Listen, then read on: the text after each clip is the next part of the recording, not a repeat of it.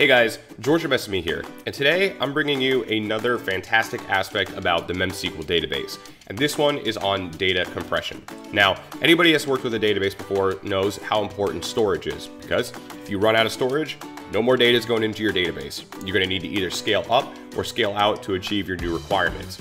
So this is where compression is so valuable, because you're able to maximize the most out of your hardware. Now, some databases allow you to store data on disk, or others allow you to store data in memory. And this is where MemSQL really shines, because you actually have the flexibility to do both.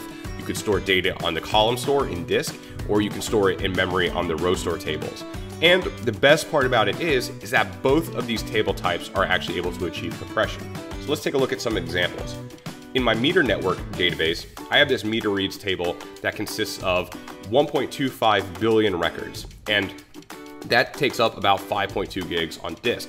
Well, the file I used to load that data in was actually about 50 gigs or something like that. And you see that we have that table compression at about 91%, which is just phenomenal. We maximize the most out of this table.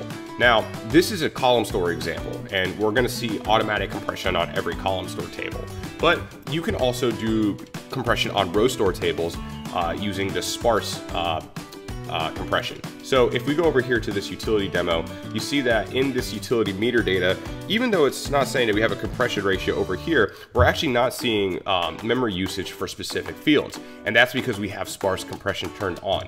So going over here to the SQL, you can see that I stated that down here at the bottom, right after my keys.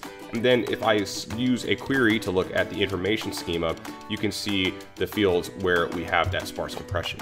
So having both of these table types, achieving compression and maximizing most of your data is really pushing forward that single store vision that MemSQL is trying to achieve, and I think that they're doing a fantastic job of it. So that's it, guys. If you want to learn more about MemSQL, reach out to us in the comments below or at info@smesgroup.com.